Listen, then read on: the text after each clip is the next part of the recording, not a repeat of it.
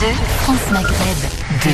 Au programme de ce grand forum pour ce lundi 17 décembre, la question du jour. France 2 a diffusé l'interview des parents de Cherif Chekhat, le tueur présumé de Strasbourg. Est-ce indécent d'interviewer les parents d'un terroriste présumé? Selon vous, vous répondez à cette question sur Facebook, France Maghreb 2, ainsi que sur Twitter, le grand forum FM2.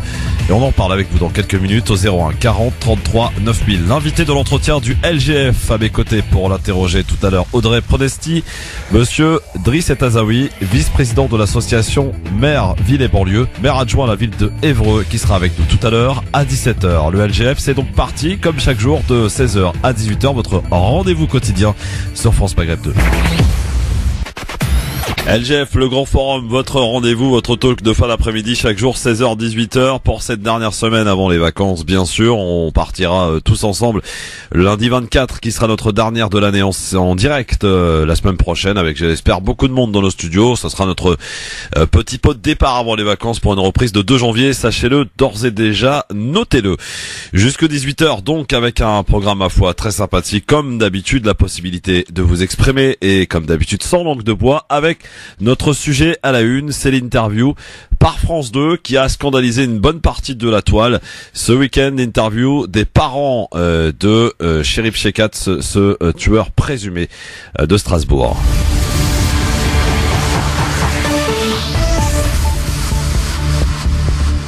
Abdelkrim Chekhat, franco-algérien et chauffeur-livreur retraité, décrit son fils comme quelqu'un qui défendait les thèses du groupe État islamique. Il dit par exemple Daesh, il combat pour la juste cause et tout ça. Je lui dis écoute, Daesh laisse tomber, n'écoute pas ce qu'ils disent.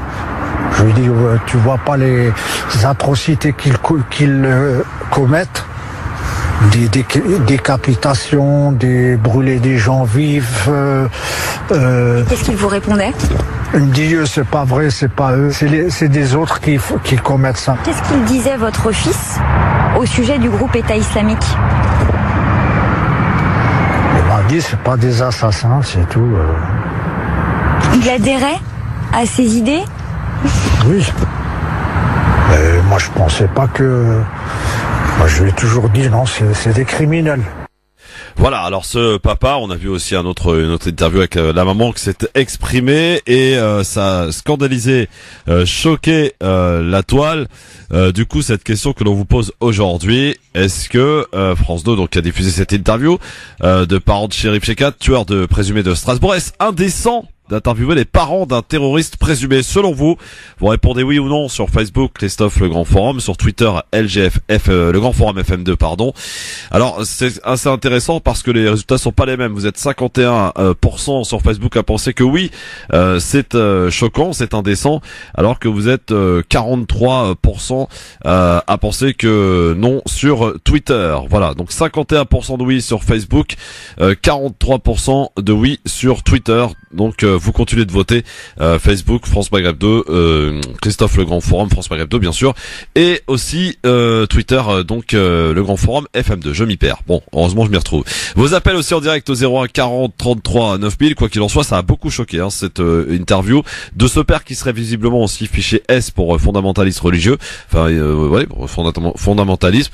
Eh bien, on en reparle avec vous, avec Fatima, tiens, qui nous attend au téléphone. Bonjour Fatima, 01 40 33 9000. Bonsoir Fatima. Bonsoir Christophe, vous allez bien? Ça va très très bien. Moi je n'ai pas vu l'interview parce que je n'ai pas de télé.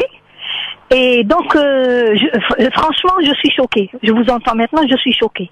Parce qu'ils auraient dû les mettre tous dans un avion ou un bateau et les renvoyer au fin fond du monde pour ce qu'il a fait leur fils.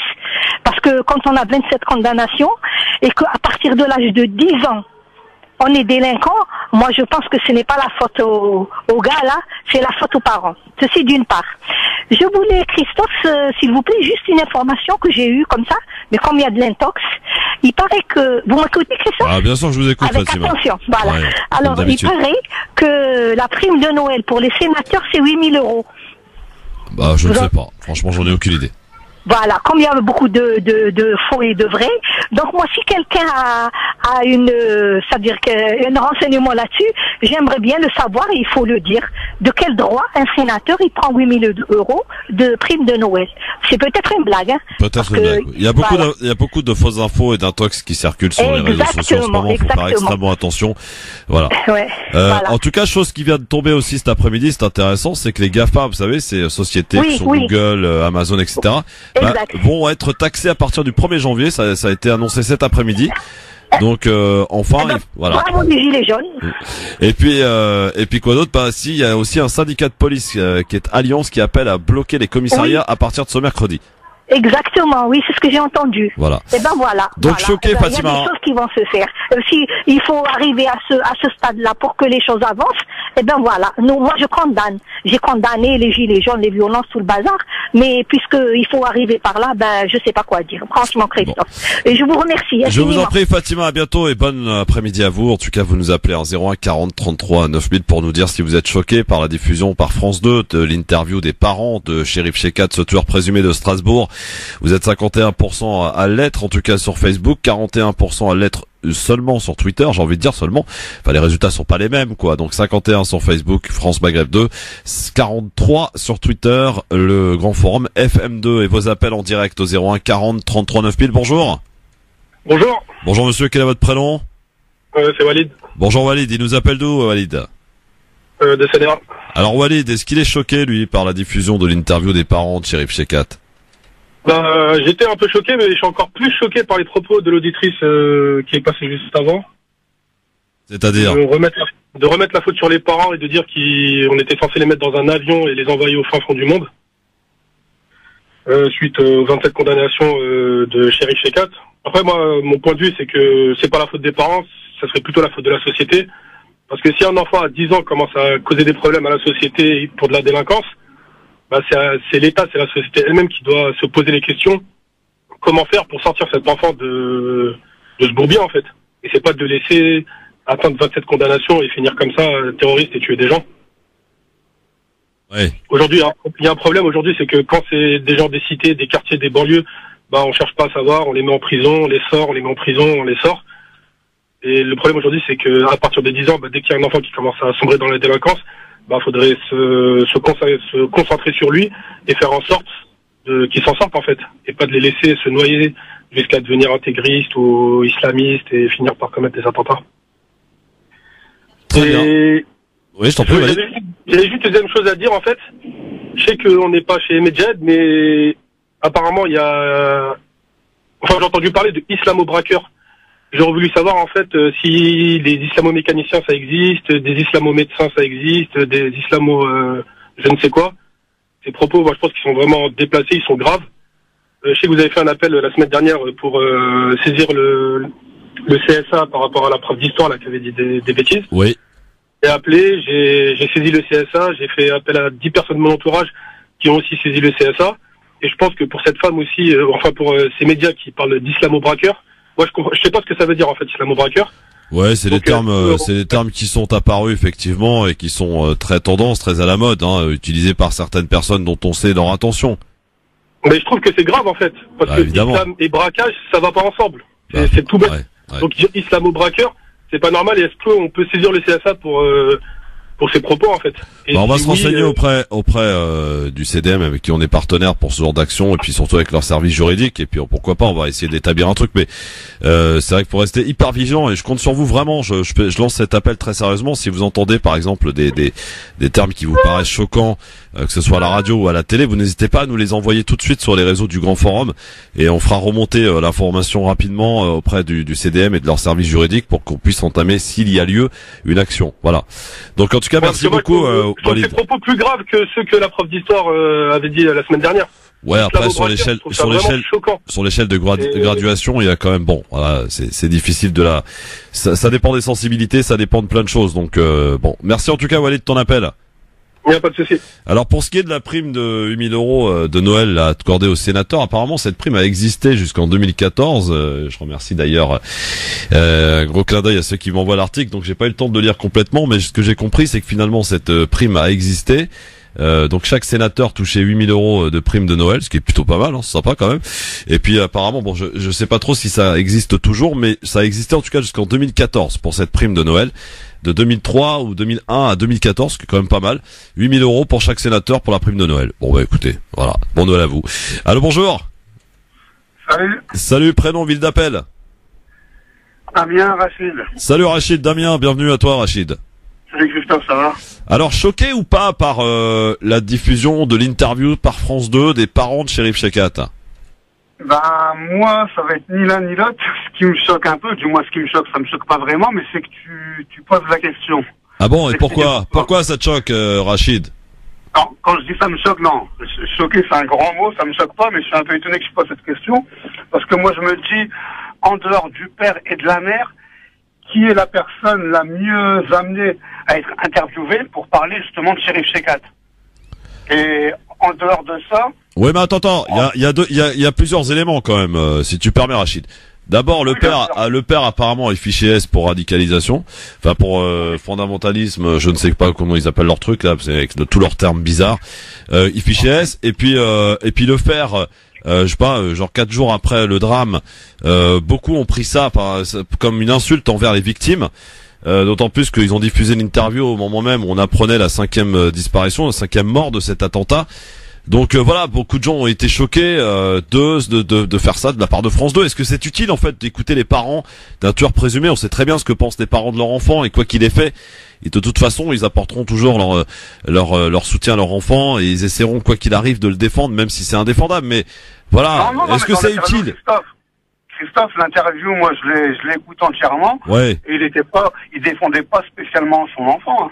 Non, mais j'ai pas dit ça, mais vous êtes papa et quoi que fasse votre enfant, de toute façon, vous aurez toujours une bienveillance à son égard, c'est logique. Christophe, il y a France 2 qui a contacté les parents, on est bien d'accord. On est d'accord. Ensuite, je pense pas que France 2 soit venu en menaçant les parents, en leur disant... Évidemment, non, mais ils ont accepté, mais bien sûr. Mais bien sûr. C'est un choix personnel. Est-ce qu'ils auraient dû le faire ou pas? Je pense que la question ne doit même pas se poser parce que ça concerne surtout les parents. Maintenant, eux, ils ont voulu s'exprimer. Est-ce que c'est bien, c'est pas bien?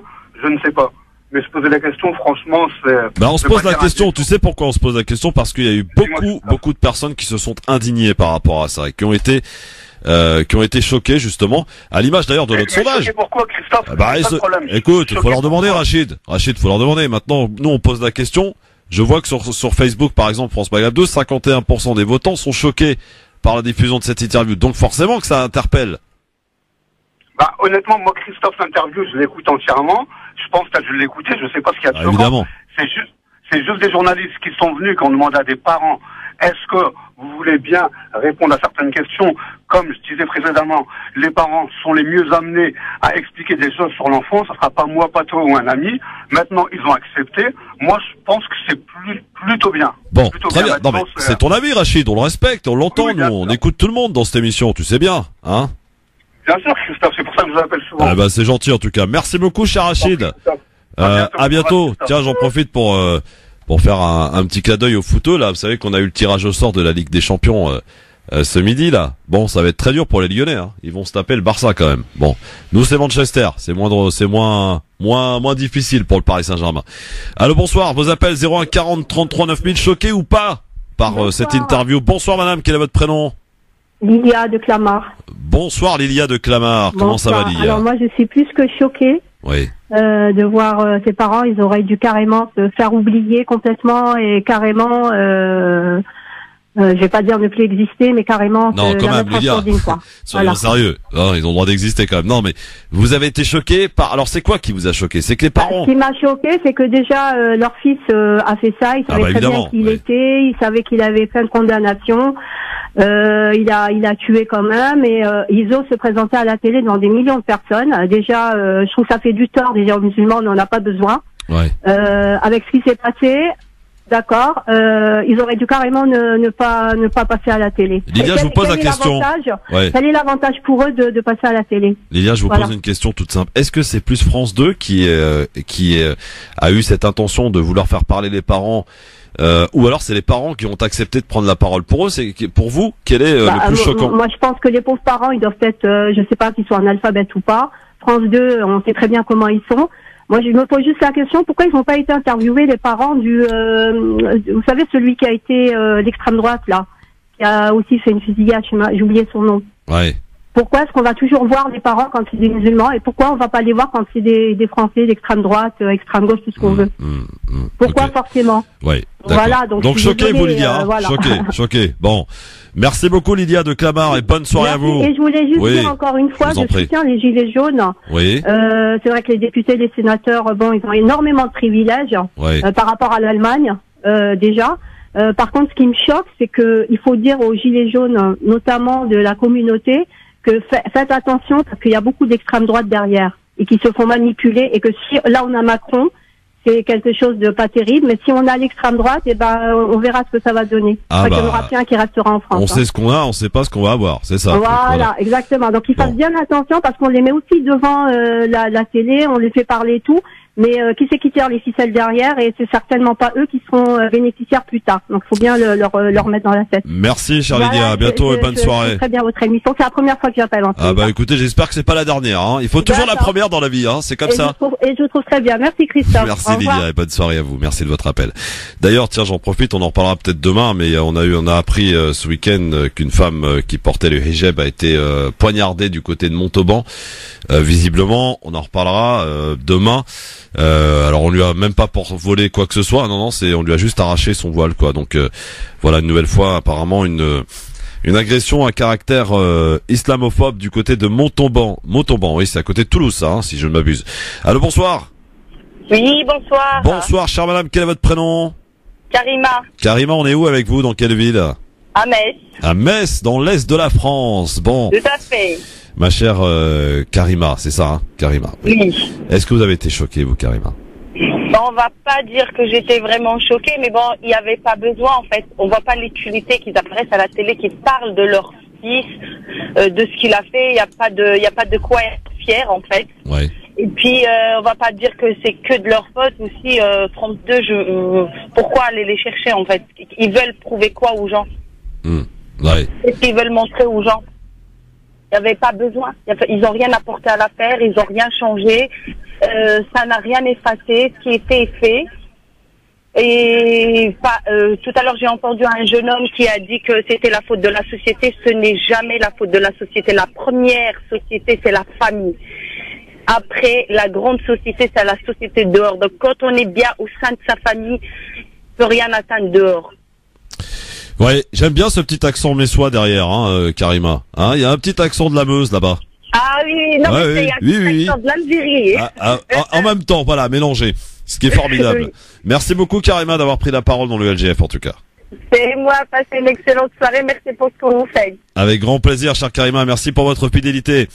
01 40 33 9000, bien sûr, pour nous donner votre avis, parce que, pourquoi on pose cette question? Parce qu'il y a eu beaucoup de témoignages sur les réseaux de personnes qui se sont dit choquées par cette interview diffusée par France 2 ce week-end. Des parents, je le rappelle, de Chérif Shekat, qui est le tueur présumé de Strasbourg.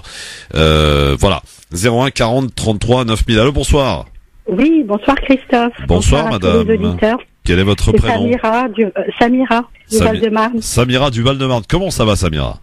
Ça va, vous me reconnaissez un petit peu. De temps en temps, j'arrive à vous avoir. Oui. Là, j'ai eu de la chance. Bah, formidable. Alors Samira, choquée ou pas choquée par cette interview? Bah écoutez, je l'ai trouvée déplacée. Alors choquée peut-être pas, mais déplacée, une gêne. Et une gêne comment? Quel type de gêne? J'avais l'impression. En fait, j'avais l'impression qu'ils parlaient d'un étranger, que c'était pas leur fils. Ouais. Il n'y avait aucun sentiment de parent. Bah, c'est ça qui m'a choquée, parce que c'est avant tout leur fils, donc ils passent à la télé comme ça, ils le critiquent, etc. Je sais pas. Il y a une indécence, c'est déplacé. Il y avait un truc de bizarre, en tout cas qui était pas naturel. On avait l'impression qu'ils parlaient d'un étranger. Donc je sais pas quelle relation ils avaient avec leur fils. Mais voilà, l'interview, elle m'a gênée dans ce sens. Hein, d'accord. Enfin, vraiment. En tant que maman, quand on perd un enfant, c'est quand même leur enfant. Que ce soit le père ou la mère, pas une once de larmes, pas les yeux rouges, rien. Aucun après, sentiment vous savez, vis-à-vis de leur fils. Ça m'a choqué. Samira, vous savez que chacun a sa manière, en tout cas, de vivre un drame. Je sais par exemple, voilà, moi autour de moi, il y a des gens qui sont plus expressifs que d'autres. Par exemple, moi je suis pas quelqu'un qui m'exprime beaucoup, et pour le coup, quand il m'arrive quelque chose, on ne le voit pas. Donc voilà. Ouais, mais c'est pas pour autant qu'on soit pas triste quand on perd quelqu'un, évidemment, qu'on connaît très bien. Mais il y a chacun sa manière de réagir, hein, vous savez, là-dessus. Bon. Oui, non, mais c'est vrai, mais ils étaient très froids. Ils parlaient de... alors évidemment, ils excusaient pas son geste, etc. Mais on avait l'impression qu'ils parlaient d'un étranger, pas de leur fils. Bon. Moi, ça a été mon sentiment, en tout cas. C'est comme ça que je l'ai ressenti. Et pour moi, je voyais pas l'intérêt, qu'ils témoignent. Voilà mon avis personnel, en tout cas. Et le fait qu'il n'y ait aucune empathie vis-à-vis de leur fils, aucun sentiment qui se dégage, que c'est leur fils, en tout cas. Que c'est leur fils. Que c'est avant tout leur fils. Et ça m'a choqué. Merci, Samira. Je voulais vous remercier, Christophe, pour toutes vos émissions, parce que je vous écoute assez souvent, et vos collègues qui interviennent avec vous, et puis apporter mon soutien aux Gilets jaunes. Donc je sais que la dame juste avant était intervenue en parlant du Front National, etc. Moi, tout ce que je sais, c'est qu'ils se battent sous la neige, sous la pluie, etc., jour et nuit. C'est du manque de temps où ils sont pas avec leur famille, etc. Et je trouve ça très, très, très, très courageux. Voilà, très, très courageux. Maintenant, dans les Gilets jaunes, il y a des gens bien, il y a des gens d'extrême droite, il y a de tout. Mais tout ce qu'ils font, franchement, c'est très, très brave. Merci, très, très brave. Samira. Et puis, tout ce qui leur arrive sur le terrain, ils se font gazer, ils se font taper dessus, etc. Et puis, alors qu'ils manifestent pacifiquement. Et ça, on l'a connu, nous. Parce que personnellement, j'ai manifesté en 2014. J'ai fait toutes les manifs de la Palestine et ça se passait exactement comme ça. Ah, moi aussi, je les ai fait, hein. Je les ai faites aussi. Et on était parqués à Barbès. J'avais mes copines qui étaient bloquées à Gare du Nord parce que je me rappelle très bien. Elles étaient voilées, on les empêchait de venir. C'est ça. Et il y avait du monde coincé à peu près à toutes les sorties de métro. Après, on nous gazait, on nous lançait des flashballs. C'est ça. Je me rappelle très bien. On a connu ça, surtout quand on a été sur le terrain. Et donc, tout ce qui se passe, tout est vrai. Et je leur souhaite du courage et de continuer ainsi. Merci, Samira. Aussi. Merci à vous. Bonne soirée. Au revoir. Au revoir. Bon, vous êtes formidables quand même, les auditeurs. Ça fait du bien quand même de vous prendre comme ça là en direct. Je sais qu'on nous a demandé, on passe pas assez d'auditeurs, etc., etc. Bon, on va y travailler, vous inquiétez pas, parce que notre objectif c'est de s'améliorer au quotidien. Vous nous connaissez, on est en toute transparence ici entre vous et moi. Ça fait quand même plusieurs années qu'on se connaît, qu'on se côtoie, c'est comme dans une famille, quoi. Tous les jours on a rendez-vous à la même heure pour prendre le café ensemble, pour en tout cas partager un petit moment de radio et puis d'essayer d'analyser à froid et de manière assez objective. On laisse en tout cas l'actualité qui est parfois dense, très dense même, avec des sujets qui s'enchaînent. Voilà. Alors on essaie avec nos amis chroniqueurs que je salue et que je remercie une nouvelle fois pour leur implication, pour leur professionnalisme, toutes et tous qui interviennent de manière régulière dans cette émission. Voilà, dans un instant, l'invité du LGF, avant de vous parler justement d'un possible et probable acte 6 qui se prépare visiblement pour samedi 22 décembre, malgré les annonces du gouvernement et malgré cette semaine qui s'annonce comme une semaine cruciale. Notre invité donc tout à l'heure sera Driss Etazawi, donc qui est vice-président de l'association Maire Ville et Banlieue, maire adjoint de la ville de Évreux, qui sera avec nous dans quelques instants. Et pour l'interroger avec moi tout à l'heure, Audrey Pronosti. Et ne loupez pas avant 18h aussi le zapping. Soyez les bienvenus, c'est votre LGF, le grand forum. Alors vous répondez toujours bien sûr à cette question du jour, que ce soit sur Facebook, France Maghreb 2, ou bien sur Twitter, le grand forum FM2. Est-ce que cela vous paraît indécent d'avoir, donc de la part de France 2, interrogé les parents de Cherif Chekat, le tueur présumé de Strasbourg? France Maghreb 2, France Maghreb 2. LGF, le grand forum, merci d'être avec nous. Excellente début de semaine à vous. Bien sûr, dans un instant, notre invité, le LGF, l'entretien du LGF, comme tous les lundis, c'est le dernier entretien d'ailleurs de cette année 2018, puisque la semaine prochaine sera notre grande journée avant notre départ un petit peu en vacances, bien mérité, je vous l'accorde. Pour l'heure, on est en train de poser cette question par rapport à la diffusion de cette interview des parents de Cherif Chekat, le tueur présumé de Strasbourg, et on vous pose la question, est-ce que c'est indécent de diffuser des parents d'un terroriste présumé? Eh bien, on s'aperçoit que ça s'équilibre là, parce qu'on était parti sur une majorité de oui sur Facebook. Alors toute relative, il était à 51%, puis là on est à 50% tout pile, donc 51% qui sont choqués, 50% qui ne le sont pas, 41% sur Twitter sont choqués. Donc beaucoup moins, c'est la majorité qui ne l'est pas, en tout cas sur Twitter, le grand forum.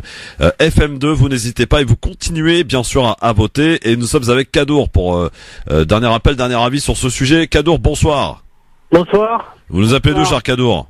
De Paris. De Paris. Alors vous êtes choqué, vous ou pas, Kadour? Moi je suis choqué qu'on soit choqué. Ah bon, alors, oui, d'accord, choqué qu'on soit choqué. Pourquoi? Ouais. J'ai appris là tout à l'heure en écoutant votre radio qu'il y avait des gens qui étaient choqués que des Absolument. parents ah oui, non, des parents à qui on n'a rien demandé, en fait, on leur a posé une question, mais ils viennent de perdre un enfant quand même, c'est leur enfant.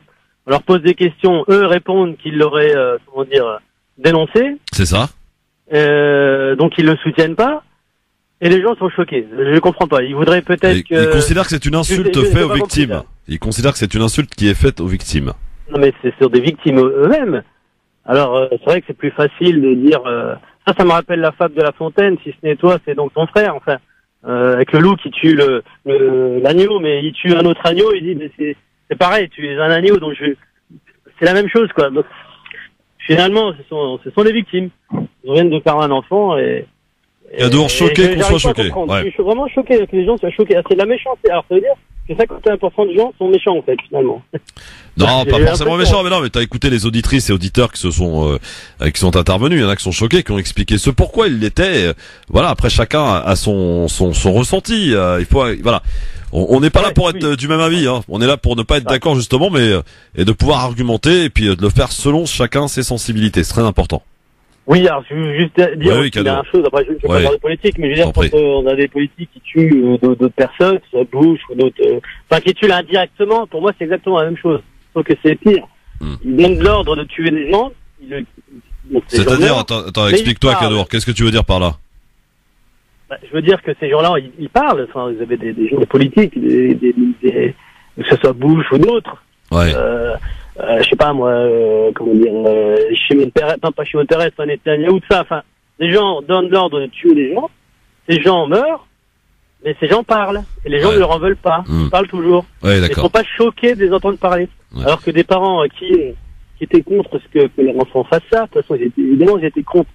Les pauvres parents, meurent enfants, ils prennent la peine, quoi, je te dis quand même, perdre un enfant, je sais pas perdu d'enfant, mais ça doit être horrible de perdre son fils, donc, c'est vrai qu'il faut faire un peu de compassion et c'est pas facile. On est dans l'émotion, on n'a pas forcément envie d'être un peu dans la compassion, mais pour ça il faut faire un petit effort quoi. Bon, merci Kadour en tout cas pour ton avis. Choqué qu'on soit choqué. Salut Kadour, merci à toi. Salut. À bientôt. Vous continuez en tout cas de voter sur sur nos réseaux, donc le France Maghreb 2 sur Facebook, sur Twitter, le grand forum FM2. Oui, c'est le grand forum de France Maghreb 2. Voilà, vous l'avez bien compris. Alors, avant de recevoir notre invité dans un instant, ce lundi marque le coup d'envoi d'une semaine cruciale, vous le savez, pour l'exécutif avant les fêtes de fin d'année, alors que la mobilisation des Gilets jaunes a semblé fléchir. En tout cas, d'ailleurs, en croire les médias, on a l'impression que c'est même bel et bien terminé avec des reportages qui nous mettent de résumés du mouvement, etc. Attention, ne soyons pas aussi rapides, puisqu'un acte 6 se prépare pour le samedi 22, visiblement. Alors, en tout cas, le gouvernement doit mettre sans délai les mesures annoncées la semaine dernière par Emmanuel Macron. Dans le cas contraire, il pourrait alors rapidement voir le mouvement reprendre du poil de la bête. Le premier étage de la fusée a donc été lancé hier soir avec une interview du Premier ministre pour le journal Les Échos. Edouard Philippe, il précise les mesures censées améliorer le pouvoir d'achat des Français, mais le chef du gouvernement qui a aussi des propos qui ne passent pas inaperçus auprès des Gilets jaunes. Il faut dire que celui-ci s'empare de l'une de leurs dernières revendications phares, la mise en place d'un référendum d'initiative citoyenne, un RIC comme on dit. Edouard Philippe en parle comme d'un bon instrument dans une démocratie, je le cite. Alors le RIC verra-t-il bientôt le jour en France? On n'en est pas encore là. Mais de quoi en tout cas s'agit-il précisément? Dans les grandes lignes, la mise en place d'un RIC permettrait à n'importe quel citoyen de soumettre une question à un référendum. Il faudrait juste que cette question soit soutenue par un certain nombre d'autres personnes ou d'élus. Concrètement, il permettrait donc de créer ou de modifier une loi sans passer par le Parlement ou le gouvernement. Pour être valable, ceux qui soutiennent ce projet précisent qu'il faudrait que 700 000 personnes signent le texte. C'est un peu plus de 1% des personnes inscrites sur les listes électorales. Lors de la dernière élection présidentielle, cette idée était revenue sous des formes différentes. Plusieurs candidats avaient proposé la mise en place de ce système, comme Marine Le Pen, Jean-Luc Mélenchon, Nicolas Dupont-Aignan ou encore François Asselineau. Si le RIC n'existe pas, il a déjà en tout cas un référendum d'initiative partagée dans la loi, mais mis en place en 2015, il faut qu'il soit soutenu par 4,5 millions de personnes, de citoyens. Et 185 députés au sénateur. Le problème, c'est qu'il est trop contraignant. Il n'a jamais été organisé depuis sa création.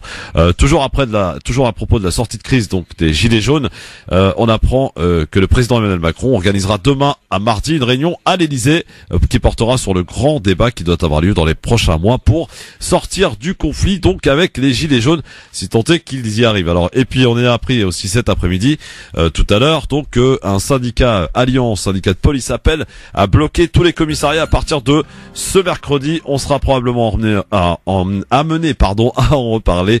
Pour l'heure, il est 17h et vous êtes bien sur France Maghreb 2. C'est l'heure de notre entretien du LGF en compagnie de Audrey Pronosti, notre invitée.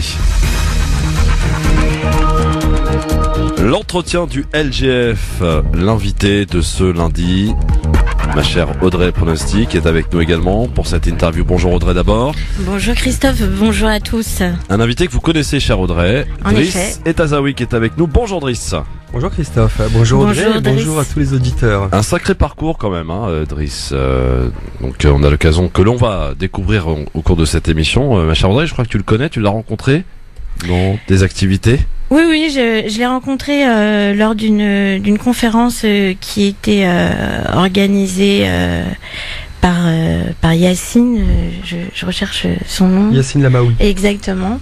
En fait, différentes thématiques concernant les quartiers populaires, mais pas que, étaient abordées. Et donc, Driss était présent. Il faisait partie des intervenants. Et il nous a fait part de son expérience. Donc sacrée expérience en tout cas. Ouais. Qui va nous livrer. Avec lui, évidemment, on parlera des quartiers populaires. On parlera aussi un petit peu d'actualité. D'ailleurs, première question, Driss Etazaoui. Vous êtes du Modem, hein, voilà. Vous êtes d'Évreux. Alors, je savais pas qu'on disait les Ébroïciens. Oui. Voilà, c'est les habitants d'Évreux, hein, en fait. Absolument. Évreux, ville-préfecture, 50 000 habitants. Dans le département de l'Eure, au sein d'une agglomération de 110 000 habitants, qui s'appelle Évreux Porte de Normandie. Et votre maire d'ailleurs a fait la une, c'était il y a quelques semaines maintenant, avec cette convocation à la police pour avoir rencontré et parlé avec les Gilets jaunes. En effet. De votre ville, à Évreux. Oui, assez sûr. Ça paraît invraisemblable quand même. Oui, tout à fait. Le maire d'Évreux, donc Guy Lefranc, qui a apporté son soutien aux Gilets jaunes à l'occasion d'une rencontre sur l'un des ronds-points de la ville d'Évreux. Vous savez, c'est toujours difficile pour un élu local de prendre position, puisque si vous allez à la rencontre des Gilets jaunes, on va vous reprocher d'essayer de récupérer le mouvement. Ouais. Si vous n'allez pas à leur rencontre, on va vous reprocher finalement de ne pas être à l'écoute de vos concitoyens qui sont aussi vos administrés. Le maire d'Évreux a fait le choix courageux que d'aller à leur rencontre, d'aller les écouter, et puis aussi de les soutenir. Et après, donc, il a été convoqué par la police. Bon, ça s'est plutôt bien terminé. Finalement, un bon coup de buzz pour lui, non? Bien terminé, non, puisqu'il y a une procédure qui est en cours. Donc le parquet Qu'est-ce qu'il risque, franchement?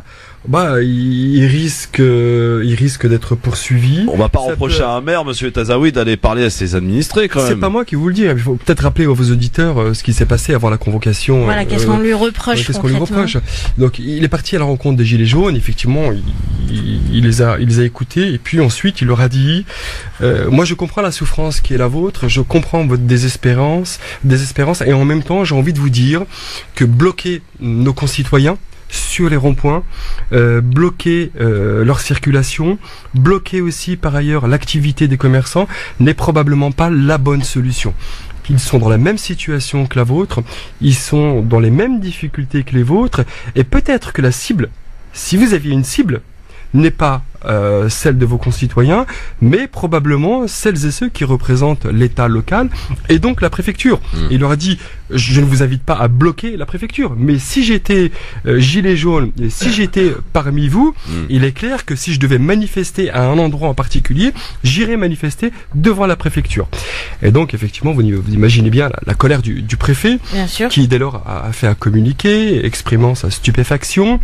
Et puis le procureur, et là on pense que ça vient de loin. Vous savez, convoquer un élu de la République d'une commune de 50 000 habitants, on le fait pas comme ça, on le fait pas sur un coin de table. Donc il y a des indications, probablement des instructions qui sont données de manière à faire un exemple. Et je pense que certains ont voulu faire un exemple de la position de Guy Lefranc sur la ville d'Évreux, en marquant le coup et en disant aux élus de la République, qui sont quand même les corps intermédiaires qui ont été beaucoup méprisés par le gouvernement d'Emmanuel Macron sur un certain nombre de sujets, peut-être qu'on y reviendra, mais de dire, écoutez, non, les élus de la République ne peuvent pas faire corps avec nos concitoyens. Chose que Guy Lefranc a fait, et donc il a été convoqué au commissariat de police pour ça, et il y a une enquête, et donc une procédure qui suivra peut-être ou pas son cours. Est-ce qu'on peut dire éventuellement qu'il serait sorti de son devoir de réserve? Vous savez, un maire responsable et un maire courageux, c'est d'être aux côtés de ses concitoyens. Et on peut pas faire comme si la France ne souffrait pas aujourd'hui. Et que les Hébroïciens ne souffrent pas également pour une grande partie.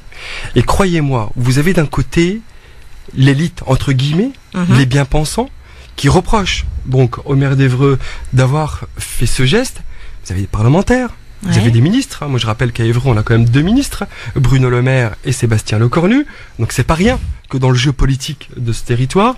Vous avez et de l'autre côté vous avez un soutien populaire. Vous savez que le maire d'Évreux, dès lors qu'il est sorti du commissariat de police, il y a eu un rassemblement qui a été un rassemblement spontané sous les fenêtres de l'hôtel de ville pour saluer l'action, pour saluer l'action du maire. Alors justement, ce mouvement des gilets jaunes, qui fait l'actualité, qui a fait l'actualité depuis le 17 novembre, mais même un peu au-delà, parce que finalement, on l'a vu venir.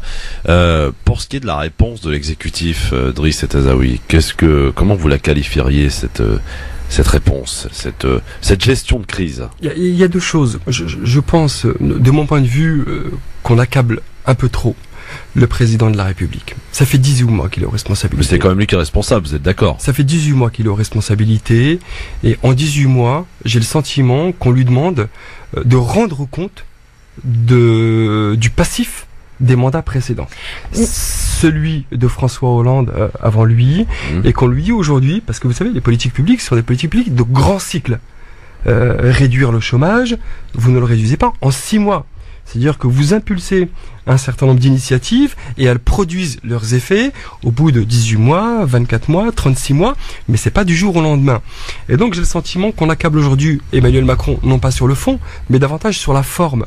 Et donc effectivement, aujourd'hui, et de la part du président de la République, sur un certain nombre de phrases, sur un certain nombre d'attitudes, il a pu laisser penser ou donner à voir un certain mépris à cette France que d'aucuns, comme Raffarin, qualifié par le passé de France d'en bas, ou la France descendant selon les mots inappropriés de François Hollande.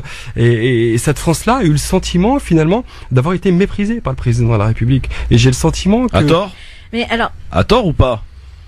D'après vous? C'est difficile pour un président de la République, je pense que effectivement, et comme pour Guy Lefranc tout à l'heure, que d'avoir une conduite au quotidien irréprochable dans ses mots, dans ses gestes.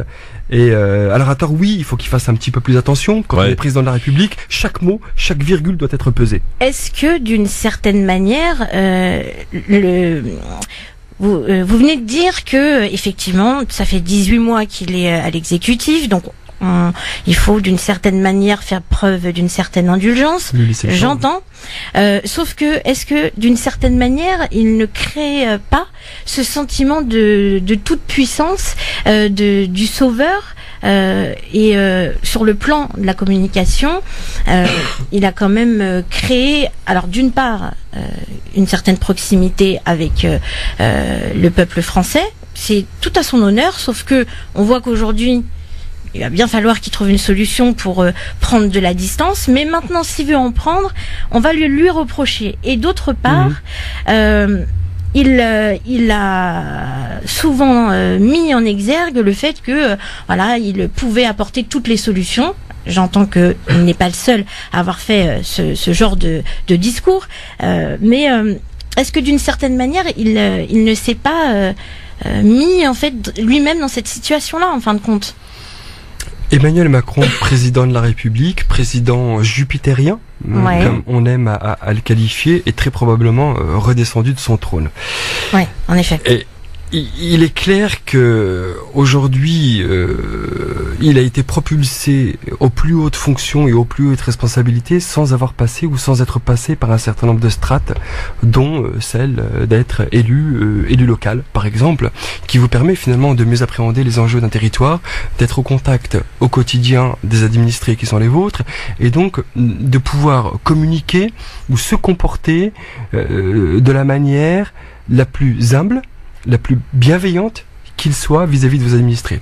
Et quand on arrive, comme Emmanuel Macron, à ce haut degré de responsabilité, du jour au lendemain, quasiment, puisqu'il a été ministre avant de François Hollande, ministre de l'économie, et aujourd'hui président de la République, il est clair qu'il n'a pas tous les codes, qu'il n'a pas tous les us nécessaires. Une expérience politique qui paye aujourd'hui. Je pense effectivement qu'il manque mais il se la crée tous les jours, avec les conflits que l'on connaît. C'est une certitude, je pense qu'effectivement, c'est un homme qui, comme les parlementaires d'ailleurs, pour beaucoup de ces parlementaires sont inexpérimentés et connaissent que très peu de la chose publique. C'était le pari c'est exactement ce que j'allais vous dire. C'était le pari d'Emmanuel Macron, de dire attendez, vous êtes la société civile. Il a misé là-dessus. Vous pouvez accéder à des responsabilités importantes, vous pouvez diriger le pays. Et à côté de ça, les limites, effectivement, ce sont ces problèmes de communication, c'est l'ignorance sur un certain nombre de dossiers, c'est des codes et des us qu'on a du mal à maîtriser et qui, on le voit bien aujourd'hui, la cacophonie du gouvernement. Tous les ministres s'expriment. Il y en a un qui disent blanc, d'autres qui disent noir, d'autres démissionnent malgré absolument. Le donc veto, c'est une très grande difficulté que de gérer une majorité qui n'est pas une majorité homogène, avec quelques-uns qui sont rompus à l'exercice d'un mandat électif et d'autres effectivement qui découvrent ce que c'est que la chose publique. Et donc Emmanuel Macron doit gérer sa majorité avec les limites qui sont celles qu'on vient de dire. Alors vous avez de nombreuses casquettes, je le disais en début de cette émission, je sais pas par laquelle commencer, mais vous êtes quand même notamment vice-président de l'agglomération de comment s'appelle d'ailleurs cette agglomération d'Évreux, voilà. Évreux, Porte de Normandie. Porte de Normandie, d'accord. En charge de la politique de la ville, c'est ça? Et du Conseil intercommunal de sécurité et de prévention de la délinquance, voilà, et de la politique de la ville. D'accord, c'est tout un volet en tout cas. Conseiller municipal, adjoint au maire. Adjoint au maire, d'accord. Donc ça a évolué. Adjoint au maire. Du côté d'Évreux, vous avez travaillé à la mairie de Mantes? Absolument. Jusqu'en 2011. Tout à fait. J'ai été chargé de la politique de la ville à la mairie de Mantes. Une belle école. Une belle école. Responsable aussi. Alors là, vous allez nous expliquer qu'est-ce que le pôle ressources et expertise au sein donc de la plus grande, parce qu'il faut le dire, communauté urbaine de France. Oui, c'est le Grand Paris Seine-et-Oise, 405 000 habitants. Avec sur le département des Yvelines, avec 3 pôles importants, le Mantois, Mantes-la-Jolie, Mantes-la-Ville, la commune d'Émeraude et la commune de Poissy. C'est 73 communes. C'est effectivement la plus grande communauté urbaine de France, qui est née à la suite de la fusion de 5 intercommunalités, à la suite de la loi NOTRe. Donc c'était une volonté politique importante, mais aussi une volonté de l'État local, que de former un grand territoire avec un projet de territoire, puisqu'il y a un bassin de vie sur cette agglomération. Alors j'ai en charge effectivement, alors c'est un peu pompeux le nom, le pôle expertise et compétences, que je quitte d'ailleurs dans quelques semaines pour rejoindre un homme pour qui j'ai beaucoup d'estime, Pierre Cardot, que vous connaissez probablement, qu'on appelle l'abbé Pierre des banlieues, pour travailler avec lui sur le conseil de développement. Donc, c'est pour moi, on peut être au modem et être sensibilisé par les quartiers populaires. C'est pas un peu votre côté gaucho qui vous rattrape là? Je pense qu'il faut surtout être au modem pour être sensible au quartier populaire. Vous savez, le modem... Vu sous cet angle, écoutez... Le modem, le mouvement démocrate, c'est quand même la famille politique au sein de laquelle je me suis totalement et immédiatement reconnu. Pourquoi? Parce que tout le parcours qui est le mien, après avoir discuté avec des gens de gauche, avoir discuté avec des gens de droite, et on construit un réseau, on apprend un certain nombre de choses. Et autant à gauche, il y avait un volet assez paternaliste, en nous disant « Vous inquiétez pas, on s'occupe de tout, ne vous occupez de rien, restez bien au chaud chez vous, ou à la limite, si vous avez un peu de temps, aidez-nous à coller quelques affiches, apportez nos seaux d'eau, et puis les dossiers et le fond des dossiers, nous, on gère tout ça pour vous, parce qu'on a une vraie affinité, il faut le dire, les quartiers populaires aujourd'hui, c'était quand même l'électorat naturel de la gauche, du Parti socialiste et du Parti communiste dans le passé, ce qui n'est absolument plus le cas aujourd'hui, puisqu'il y a eu des promesses On sait que l'enfer est pavé de bonnes intentions, et je pense que l'enfer est pavé de socialistes, je le dis tel que je le pense, pour le coup, parce qu'on nous a fait des promesses avec des bonnes intentions qui, finalement, n'ont débouché sur rien, absolument rien, sinon que de capitaliser sur un électorat dont on pensait qu'il était captif et qu'il ne l'est plus aujourd'hui. Une aggravation. Alors qu'à droite... Donc vous pensez en fait que le paysage politique serait plus à l'image du centre, du coup?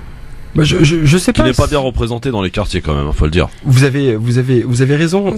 Et pourtant, enfin, tout mon parcours, une fois de plus, c'est mon engagement. Mon premier engagement, il a été au Modem. Moi, je n'ai jamais changé de famille politique. Je n'ai jamais tourné kazakh parce que je pense que les combats se mènent aussi de l'intérieur. Et aujourd'hui, j'ai même un combat de l'intérieur. Vous savez, la prise d'opposition du maire d'Évreux, maire Les Républicains, a fait couler beaucoup d'encre. Marc Fesneau, ministre, anciennement président du groupe Modem à l'Assemblée nationale, s'est exprimé en condamnant vivement les propos du maire d'Évreux. Et donc j'ai eu un échange avec lui. Et autant vous dire qu'aujourd'hui, ma vie au sein du mouvement démocrate est probablement comptée, puisque moi je soutiens le maire d'Évreux. J'ai compris l'esprit et les propos qui sont les siens. Mais vous imaginez que Marc Fesneau, dans sa tour d'ivoire et de Paris, ne peut pas comprendre et saisir la réalité telle qu'elle est ancrée ou telle que nous sommes ancrés, nous, sur le territoire. Alors Marc, je le salue, j'ai beaucoup de considération pour lui naturellement, mais je pense qu'au sein d'une même famille politique, les combats se mènent de l'intérieur, parce que, comme le dit Bayrou, quand on pense tous la même chose, on finit par plus rien penser. Et ça, c'est mon esprit, et de cet adage, j'en ai fait le mien. Et je pense que dans l'intérieur, effectivement, on peut avoir des voix nuancées, des voix contrastées. Est-ce que vous vous sentez proche d'un Jean-Christophe Lagarde, par exemple, maire de Drancy? Je le connais pas personnellement, il est UDI, Jean-Christophe Lagarde. Ouais. J'ai pas de relation ou d'affinité, et j'ai pas de jugement ou d'appréciation à porter sur le personnage, et ni non plus sur sa politique. Parce que c'est un des seuls qui représente le centre, finalement, en banlieue parisienne, par exemple. Si je ne m'abuse, hein. Oh, oui, mais bon, la question des quartiers prioritaires, elle existe. Ça, c'est bien le souci des Parisiens, bien au-delà des frontières de la région parisienne. Je veux dire, à côté du 93, à côté de la Seine-Saint-Denis, vous avez d'autres quartiers. À Évreux, nous avons 3 quartiers prioritaires. Ouais. Le quartier de la Madeleine, le quartier de Netreville, le quartier de Nana. Mais oui, Audrey connaît. Et moi, je vous invite, Christophe, aussi à venir nous rendre visite à Évreux, et vous verrez que la réalité des quartiers prioritaires sur la ville d'Évreux n'a rien à envier à celle des quartiers prioritaires parisiens. Il faut, ma chère Audrey, que l'on parle avec Driss et Tazawi, qui est avec nous sur France Maghreb 2, de son arrivée au sein du Conseil présidentiel. Qu'est-ce que ce Conseil présidentiel? Vous êtes chargé de plancher sur l'image, justement, des quartiers. Très intéressant. C'est important de le rectifier, parce que très souvent on me dit que j'appartiens ou que je suis membre du Conseil présidentiel, ce qui n'est pas vrai. Ouais. Je ne suis pas membre du. Donc vous me donnez la possibilité comme ça de rétablir une vérité. Par contre, j'ai été nommé par le ministre Julien de Normandie, Jacques Mézard à l'époque, coprésident dans le cadre du plan de mobilisation en faveur des habitants des quartiers prioritaires décrété par le président de la République, coprésident d'une commission au sein du ministère, qui est celle de l'image des quartiers. Et donc pendant 6 mois, avec un certain nombre de partenaires, nous avons effectivement planché sur la question de l'image des quartiers, c'est-à-dire sur la manière dont les médias se représentaient ou traitaient un certain nombre d'événements sur nos territoires. Donc un truc qui sert à rien, parce que, enfin, pardonnez-moi, j'ai de but en blanc. Les quartiers, est-ce qu'ils ont besoin qu'on s'intéresse à leur image, ou est-ce qu'ils ont besoin qu'on s'intéresse à leurs problématiques, Driss? Eh ben, détrompez-vous. La question de l'image des quartiers... Ça peut être lié d'une certaine manière, quand même. Je vais vous le dire, et là, vraiment sur des exemples, non seulement d'abord sur un constat qui s'appuie sur des exemples que j'ai vécu, mais que un certain nombre d'autres élus ou d'habitants, et surtout d'habitants, ont vécu également, je vais vous en parler, mais aussi sur des propositions pour une commission. Ah oui, je sais bien, quand on crée une commission pour rien faire, eh ben non, c'est pas le cas, je vais vous en parler, parce que cette commission a débouché quand même sur 14 propositions, dont 2 ou 3 propositions qui vont voir le jour. Mais je vais y revenir tout à l'heure. Sur la question de l'image des quartiers, elle est éminemment importante. Prenez une ville comme Évreux, qui a subi, je le dis, je pèse mon verbe, un reportage d'M6. Alors je sais plus, c'était zone interdite ou complément d'enquête, je ne sais plus qui c'était, mais avec, vous imaginez un peu le reportage, un fond anxiogène, avec une voix de la Villardière qui fait... Je sais plus qui c'était, mais souvent de la Villardière revient, mais je veux pas le blâmer, je pense qu'il en porte déjà beaucoup sur ses épaules, probablement pas assez parce qu'il a une sacrée part de responsabilité dans la manière effectivement dont il traite ces quartiers-là et dans la manière dont il les a traités. Et donc effectivement, c'est toute la difficulté de la maltraitance médiatique dont Bernard de la Villardière incarne également le sujet de la diffamation territoriale. Alors M6 qui fait un reportage sur Évreux et qui nous dit par des équations sulfureuses, des équations ou des raccourcis toujours périlleuses que sur nos quartiers prioritaires, on les réduit à la délinquance, le fondamentalisme, l'islamisme, et je ne sais quel autre isme encore à la suite. Et ça fait flipper tout le monde. Mais c'est toujours les mêmes thématiques, quand on regarde bien. On est d'accord, mais à un moment donné, c'est comment on fait pour sortir de là. On est d'accord. Comment on fait pour s'en prémunir. Une fois qu'on l'a constaté, parce que vous n'imaginez pas les conséquences de ce type de reportage. Derrière, c'est le marché immobilier qui s'effondre. Exact. Et pour que je puisse vous le dire, c'est que je l'ai vécu. C'est-à-dire que moi, j'ai des gens qui sont venus voir, qui me disent, mais moi, monsieur Etazaoui, je voulais vendre mon appartement, mais depuis qu'il y a eu le reportage de M6, mais plus personne n'en veut. Et personne ne veut s'installer sur ce quartier. Les médias peuvent aussi... Mais complètement, vous n'imaginez pas l'enjeu lié à l'image des quartiers. D'opinion, ça. La question des investissements, des investisseurs, les acteurs économiques. Une entreprise qui veut s'installer à proximité dans la zone franche ou même en plein cœur du quartier, mais croyez-moi, il viendra plus après un reportage comme celui-ci. Et celui qui y est, il se dit... Mais moi, quand est-ce que je pars ? La réalité, c'est celle-ci sur des reportages. Ça veut dire que tous les moyens humains, matériels et financiers que vous avez consentis, des millions sur ces quartiers-là, ils sont balayés d'un revers de la main dès lors que vous avez un reportage comme celui-ci qui donne à voir une représentation fantasmée de la réalité qui n'est pas celle que vivent nos concitoyens. Et d'ailleurs, nos concitoyens ne se retrouvent pas sur ce type de reportage. Et ils ont vraiment le sentiment qu'on a jeté leur honneur au chien. Mais ce serait intéressant de voir comment vous luttez. Alors on en parlera dans un instant avec lui, Driss Etazaoui qui est notre invité aujourd'hui.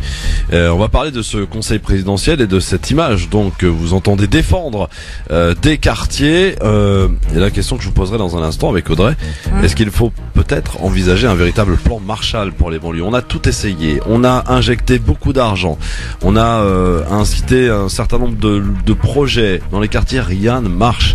La situation évolue malheureusement dans le mauvais sens. On va faire les constats ensemble si vous le voulez bien, monsieur Etazaoui, dans un instant, à l'occasion de votre entretien du LGF sur France Maghreb 2. Suite de cet entretien sur France Maghreb 2 avec notre invité, une belle rencontre, ma chère Audrey Pronosti, pour m'accompagner pour cette interview. Driss Etazaoui qui est avec nous aujourd'hui avec de nombreuses casquettes. On va parler de la banlieue, mais aussi on parlera de votre association dont vous êtes également vice-président. L'association, alors je crois que ça s'appelle Ville et Banlieue, c'est ça, Driss ? L'association des maires Ville et Banlieue de France, absolument. Voilà. Donc vous avez sacré casquette. Vous y arrivez quand même à gérer tout cela ? Une journée, ça ne dure que 24 heures. Écoutez, hormis ma femme qui se plaint... Vous faites des cumuls de mandats là, si je puis me permettre. Des cumuls de mandats. Alors, pour information, j'ai un boulot. Vous l'avez dit tout à l'heure. Donc, je travaille, ce qui me permet d'avoir quand même les deux pieds dans la réalité. Et c'est important. Mais c'est éminemment important. Le maire d'Évreux également a gardé aussi un pied dans la réalité puisqu'il est médecin. Et donc une journée dans la semaine, il effectue une garde dans l'une des cliniques d'Évreux. Essentiel même. C'est essentiel. Ça nous permet de garder, d'être en phase avec la réalité et avec la préoccupation de nos concitoyens. On peut pas nous reprocher demain, nous dire mais attendez, vous ignorez toute la réalité qui est la nôtre. C'est pas vrai parce que d'abord on est sur le terrain et deux, on a encore une activité professionnelle qui nous permet de garder pied. Alors on va parler donc de ce conseil présidentiel et surtout de cette image que vous entendez défendre, l'image des quartiers. Moi je vous disais juste avant la pub, de manière peut-être un peu,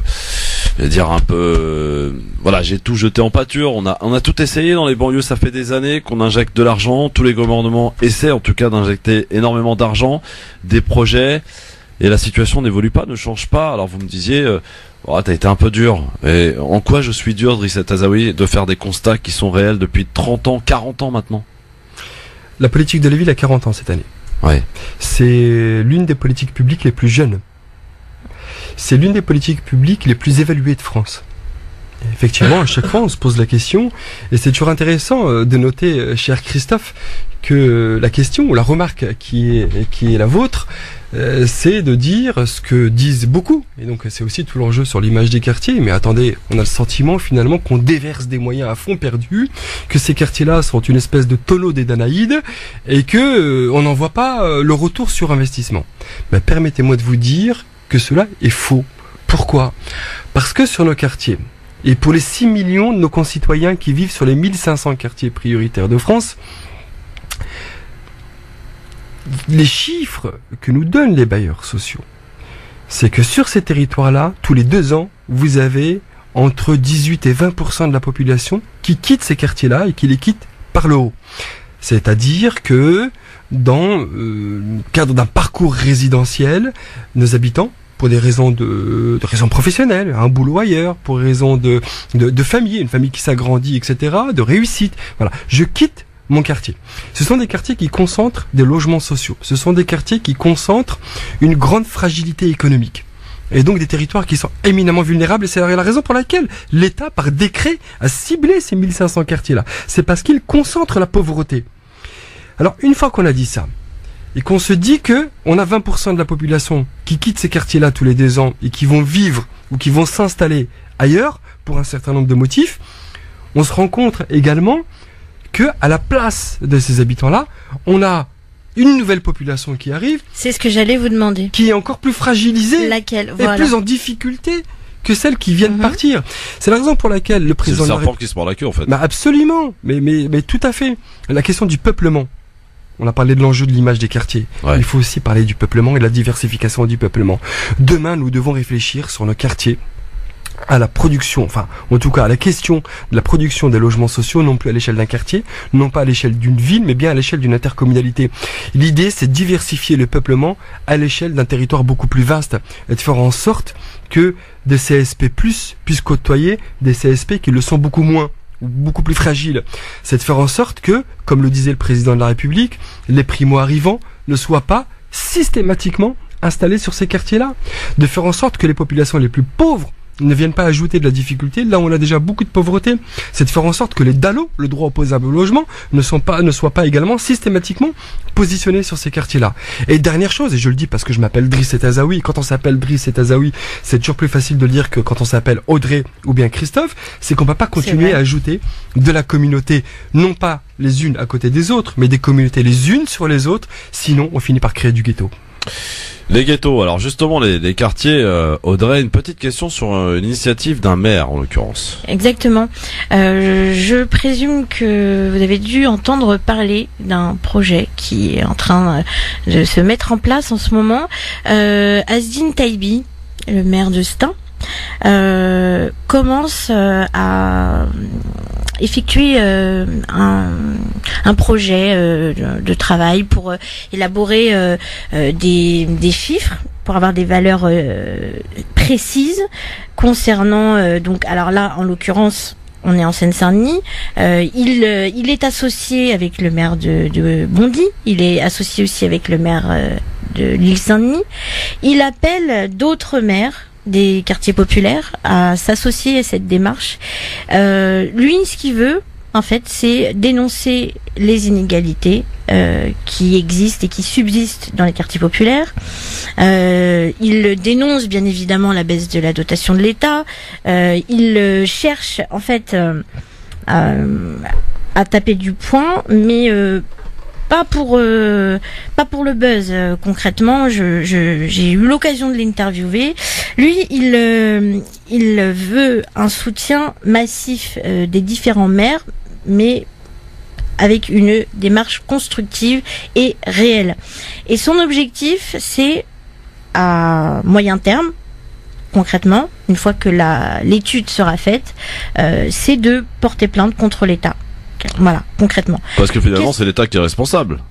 C'est-à-dire qu'il ne se sent pas écouté. Alors moi, quand je vous écoute, j'ai la sensation que effectivement, vous avez un discours très optimiste, très positif, en tout cas sur la question. Ayant parlé avec Azdine Taibi, il n'a pas de discours victimaire. Au contraire, il le dénonce. Il a juste un positionnement un peu différent. Alors moi, j'aimerais avoir votre avis sur cette question. Sur cette initiative. Voilà, sur cette initiative. Alors d'abord, la première chose... Est-ce que vous seriez prêt à le rejoindre ? Quand on est engagé et quand on est élu local, ouais. On n'a pas d'autre choix que d'être optimiste. Sinon, on s'engage pas. Si le maire de Stein aujourd'hui dit attendez moi c'est pas possible, etc. C'est ce qu'a fait d'ailleurs le maire qui a démissionné Gatignon. Sevran. Le maire de Sevran qui a jeté l'éponge parce que bon voilà, d'ailleurs, il est fatigué. fatigué. A dit qu'il comprenait mais qu'il ne cautionnait pas qu'on puisse jeter l'éponge justement. Oui, mais attendez, je veux dire, moi, le maire de Sevran, 17 ans quand même. 17 ans de responsabilité. Moi, je peux très bien comprendre. Vous savez, moi, c'est mon premier mandat. Et croyez-moi, c'est vrai que l'exercice, c'est un exercice qui est éprouvant. Parce que quand vous êtes élu, vous ne l'êtes pas de 9h à 18h, du lundi au vendredi. Quand vous êtes élu local, vous l'êtes du lundi au dimanche, et vous l'êtes jour comme la nuit. Et vous êtes toujours à disposition, et plus encore aujourd'hui avec les réseaux sociaux, parce que vous êtes aussi beaucoup interpellé par vos administrés sur les réseaux sociaux. Donc vous êtes constamment à disposition de vos administrés, mais c'est le choix que vous faites, et c'est le choix de l'engagement. Moi je comprends Gatignon. Quand Gatignon dit, moi écoutez, je suis fatigué, je jette l'éponge, c'est son droit, et c'est légitime. Quand on est fatigué, on passe la main. Donc moi je le comprends, et moi je lui ai rendu hommage, j'avais été invité sur un plateau télé, et j'avais dit écoutez moi je comprends la position de Gatignon, et vaut mieux laisser la place à d'autres, comme moi d'ailleurs, qui sont beaucoup plus optimistes, qui ont envie, qui ont encore la hargne, qui ont encore l'énergie, et qui pensent qu'on peut encore accomplir de grandes choses. Donc ça c'est le premier sujet. Le deuxième sujet... C'est ce que vous dites à Taïbé, non ? Au travers de ce que vous dites, bah oui, je lui réponds. Je réponds à Audrey, mais indirectement, je réponds au maire de Stein. Je lui dis deuxième chose. Il y a aujourd'hui, vous en avez probablement entendu parler, 50% des maires sont fatigués et disent, moi, attendez, je vais jeter l'éponge, en particulier dans la ruralité. Je le comprends aussi. Un maire sur deux qui pourrait ne pas se représenter en 2020. Absolument. C'est qu'il y a une vraie fatigue. Il y a une vraie difficulté. Mais les pallier seulement aux baisses des moyens de l'État. Elle est liée aussi à l'évolution de la législation et de la réglementation. Quand vous êtes maire d'une commune, d'une petite commune de taille à 2000, 3000, 4000, 5000 habitants, vous faites tout sur votre commune. Nous, à Évreux, on a la chance d'avoir une direction générale, d'avoir une administration, d'avoir des services, etc., qui nous accompagnent. Et des adjoints qui ont une délégation respective. Mais quand vous êtes maire d'une petite commune, vous faites tout. Vous faites pas la politique de la ville, parce que généralement, en ruralité, vous n'en avez pas, mais vous faites de la jeunesse, vous faites de la sécurité, et souvent, vous êtes démunis. Donc je comprends que les élus locaux, à un moment, ne se sentant pas soutenus aussi par l'État, disent stop, ras-le-bol, je suis fatigué. Ça, c'est le deuxième point. Le troisième point, je dis au maire de Stein que les dotations, la baisse des dotations, effectivement, on l'a connu ces 3 dernières années, et que désormais c'est fini. Enfin, 2017, à partir de 2017, 2018 et pour la suite, ce que nous dit le gouvernement, mais aussi en particulier sur les crédits de la politique de la ville, c'est que et les dotations et les crédits spécifiques seront sanctuarisés jusqu'à la fin du quinquennat. Ensuite, ce que j'ai envie de dire à monsieur Taïbi, et je le dis vraiment avec beaucoup d'amitié, même si nous n'avons pas eu l'occasion d'être présentés, probablement que cela arrivera, c'est vous avez toute votre place au sein de l'association des maires villes et banlieues de France.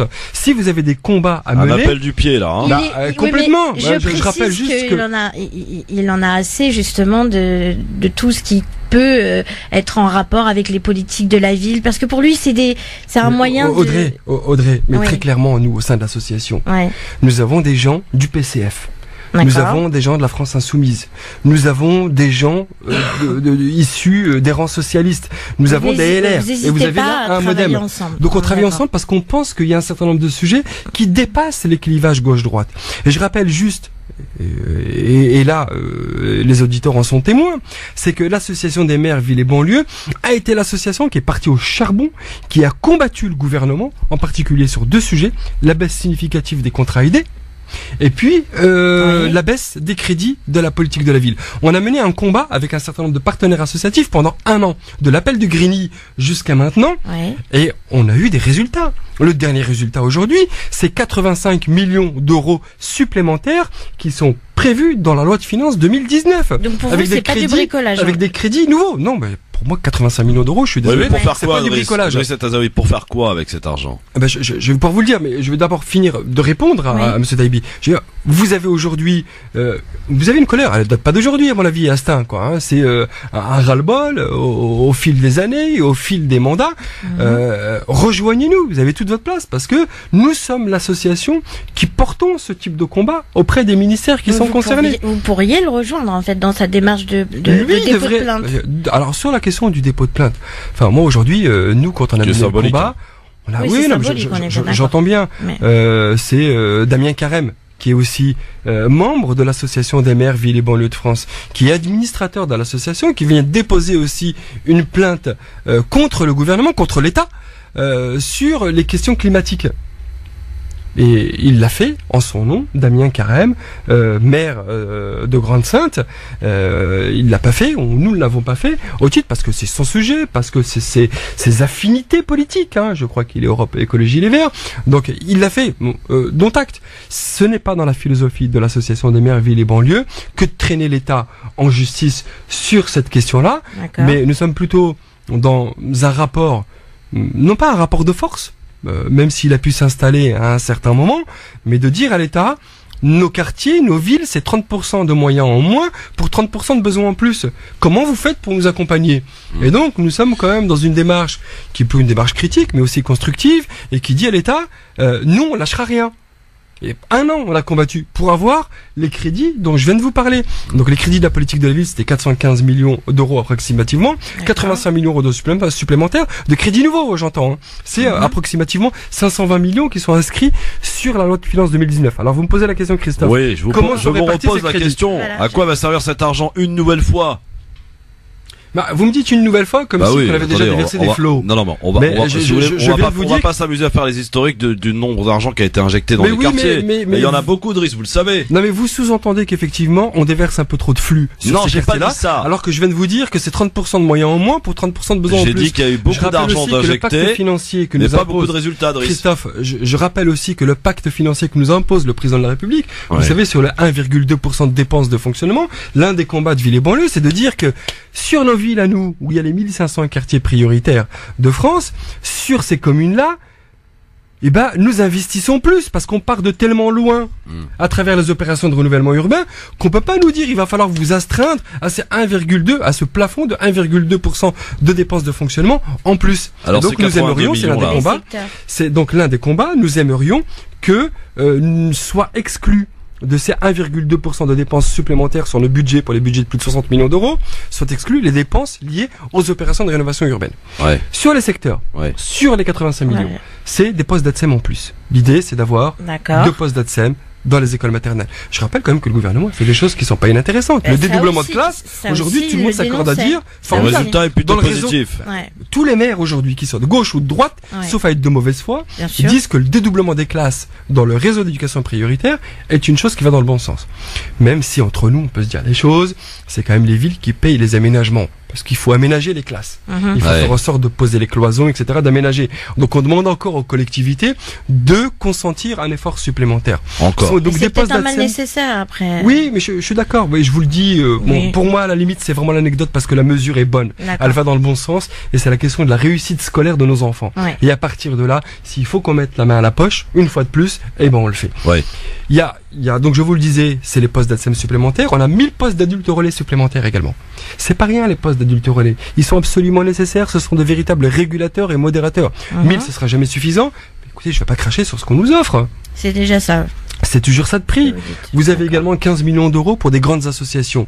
Là, je suis un petit peu plus critique. Alors pour le coup, mes amis associatifs vont faire la gueule parce qu'ils sont sur la théorie du ruissellement. Quel est le contrôle? Oui, on est absolument d'accord, c'est la question de l'évaluation. Donc on flèche 15 millions d'euros sur ce qu'on appelle des associations structurantes, importantes, dont on pense que cet argent-là sera redéversé sous forme d'opération sur l'ensemble de nos territoires.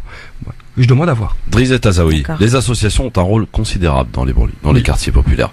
Et pour certains d'entre eux d'ailleurs, elles tiennent la stabilité d'un quartier. Ce sont ces associations qui font un travail extraordinaire sur le terrain. Il est normal de les aider, non? On est d'accord.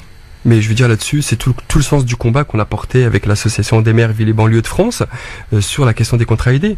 Parce que quand vous diminuez le nombre de contrats aidés, Quand vous en avez 394 000 en 2016, que vous en avez 310 000 en 2017 et que vous en avez moins de 200 000 en 2018, vous avez perdu, c'est carrément le plus gros plan social qui est passé inaperçu qu'on a connu dans notre pays, quoi. Vous dites que je suis gentil avec Emmanuel Macron, mais il m'arrive aussi d'être critique. Et là, on perd 200 000 emplois sur le territoire, sur des postes qui apportaient une vraie plus-value au sein du tissu associatif. Une vraie plus-value, vous avez raison, une vraie plus-value. J'en suis convaincu. Et ça augmente encore davantage le chômage qui est déjà bien présent malheureusement dans ces quartiers. Comment vous expliquez, Driss Tezaoui, que justement les habitants de ces quartiers, c'est là, on va dire, grosso modo, on observe le plus grand taux d'abstention dans la plupart des élections d'ailleurs. Est-ce que finalement les habitants de ces quartiers, le lien est rompu entre les habitants et les politiques ? En début d'émission, Audrey faisait allusion à la grande rencontre qu'on a eue à Bercy, parce que c'était au ministère, sur l'émancipation au sein de nos quartiers. Et vous avez raison de souligner ça, c'est un véritable problème. Vous avez raison de souligner qu'aujourd'hui, nos concitoyens, en particulier ceux domiciliés sur les quartiers prioritaires, ne sont pas suffisamment sensibilisés ou préoccupés par la nécessité que d'aller mettre un bulletin dans l'urne pour ensuite effectivement pour se prononcer sur l'action ou bien l'action municipale ou sur l'élection qui est concernée. Je n'y crois plus. Vous avez, mais oui. Il y a aussi une éducation civique qui doit être aussi. On est quand même les préoccupations. Vous savez, quand je suis à Évreux, je vais de réunion publique en réunion publique. On a une réunion publique en centre-ville d'Évreux. Les problématiques ne sont absolument pas les mêmes. En centre-ville, on va dire, mais attendez, moi j'ai des problèmes de crottes de chien sur mon trottoir, j'ai des problèmes de trous dans la voirie, etc. Et quand je monte sur un quartier et que le maire tient sa réunion publique, déjà il y a beaucoup moins de monde, il faut le savoir, que sur les réunions publiques dans notre territoire de droit commun, donc le centre-ville par exemple, et sur un quartier comme celui de la Madeleine, les gens qui viennent et nous disent pas, les gens qui viennent nous disent pas la même chose. Et mais moi j'ai faim. Comment je boucle mes fins de mois? C'est une ville dans la ville en plus. Mais oui, mais complètement, elle est très cloisonnée. Alors, l'idée c'est d'ouvrir. Mais cette question-là, elle est importante. Et du coup, vous savez, il y a quelque chose, il y a un effet pervers. C'est que vous avez un certain nombre de politiques qui pensent que parce que dans les quartiers ça ne vote pas ou très peu, eh ben finalement on les néglige. Et on va s'attarder ou s'intéresser davantage aux quartiers qui votent et faire en sorte d'aménager les quartiers qui votent. Ça paraît pas logique, Driss Tezaoui. Si on veut des voix, on s'intéresse à ceux qui l'ont élu. Tous nos concitoyens sont égaux. On doit s'intéresser à toutes et à tous. Ça s'appelle du pragmatisme, c'est-à-dire que les élus aujourd'hui regardent qui vote, où ça vote, comment ça vote. Le lundi matin au lendemain d'une élection. C'est vrai. Vous n'allez pas demander après au maire de s'intéresser à vous alors que vous n'avez même pas participé à cette élection. Il y a un bout d'un moment, il faut être logique. Oui, mais c'est du bon sens. Oui, voilà, que nous partageons probablement, Christophe, c'est le bon sens. Vous avez raison. À la suite d'une élection, on regarde qui a voté, comment il a voté, quel quartier, etc. S'il n'y a pas beaucoup de Driss et Mohamed, ça pose problème. On va pas faire de. Alors d'abord, je tiens à vous dire que sur les quartiers prioritaires, et ça c'est vraiment une dérive. Il y a deux France dans les quartiers prioritaires. Il y a la France de celle que vous voyez aujourd'hui, celle des ronds-points. Elle habite aussi les quartiers prioritaires. Et vous avez la France de l'immigration, qu'on appelle un peu les minorités visibles. On les voit davantage, ceux-là. Ils font probablement un petit peu plus de bruit, donc ils sont un petit peu plus visibles. Mais vous avez une France profonde aussi sur ces quartiers-là. Une France qui souffre. Et celle-ci, elle existe. C'est pas la France des Mohamed, des Karim ou des Driss. Elle existe, celle-ci. Et elle est reclue. Elle est vraiment reclue. Il y a une vraie misère, elle est importante. Dernière question. Juste, j'en termine, Christophe, si vous me permettez. Mais vous voyez bien que le seuil de tolérance sur les quartiers, il est absolument pas le même que sur des quartiers comme le centre-ville.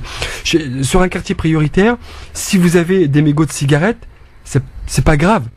Je veux dire, les gens font pas attention. 2-3 sacs poubelles, ça commence. Mais sur un quartier comme le centre-ville, un mégot de cigarette, le seuil de tolérance, il est atteint. Ça y est, mais que fait la municipalité? Vous voyez, le seuil de tolérance est beaucoup plus important ou beaucoup plus exigeant sur ces questions-là sur un centre-ville que sur un quartier prioritaire. Parce que les préoccupations sont autres. Dernière question, elle est un peu plus personnelle cette question, Driss Tezaoui, histoire de faire davantage connaissance avec vous. Parmi les nombreuses activités que vous avez eu à faire et que vous faites aujourd'hui, quelle est celle avec laquelle vous prenez votre pied, si je puis me permettre? Je vais vous répondre, mais alors pour le coup, mais sans aucune hésitation. Ouais. Parce que je l'ai dit à Pierre Cardot, parce qu'il me disait alors tu es content, on entame une nouvelle aventure tous les deux. Enfin moi j'ai beaucoup de considération pour Pierre, c'est un homme formidable, teinté. Je peux vous raconter une anecdote le concernant, vraiment pour décrire un peu le personnage à celles et ceux qui ne le connaissent pas.